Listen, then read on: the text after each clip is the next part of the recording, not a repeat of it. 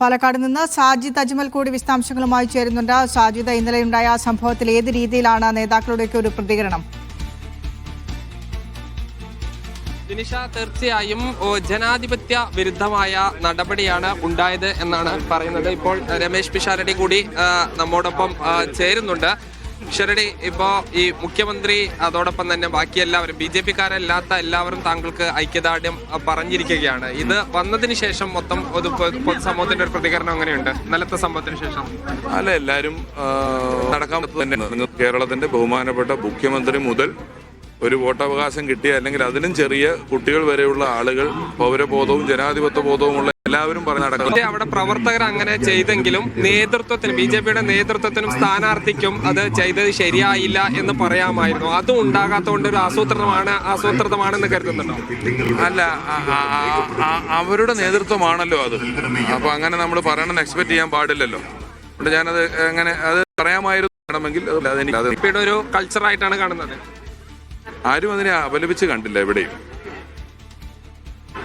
നേരത്തെ ഷാഫിയെ സമാനമായ രീതിയിൽ തടഞ്ഞിരുന്നു. അതാണ് ഞാൻ പറഞ്ഞ, ഷാഫിയെ നേരത്തെ സമാനമായ രീതിയിൽ തടഞ്ഞിരുന്നു.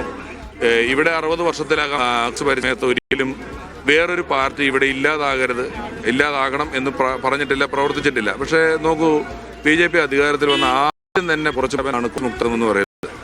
കോൺഗ്രസ് മുക്ത ഭാരതം എന്ന ആലങ്കാരികമായി പറയുന്നത് പ്രതിപക്ഷമില്ലാത്ത ഭരണമെന്നാണ് അതിൻ്റെ അർത്ഥം. പ്രതിപക്ഷമില്ലാത്ത ഭരണം ആഗ്രഹിക്കുകയും ആവശ്യപ്പെടുകയും ചെയ്യുന്നിടത്ത് ജനാധിപത്യത്തെക്കുറിച്ച് നമ്മൾ പിന്നെ സംസാരിച്ചിട്ട് കാര്യമില്ലല്ലോ.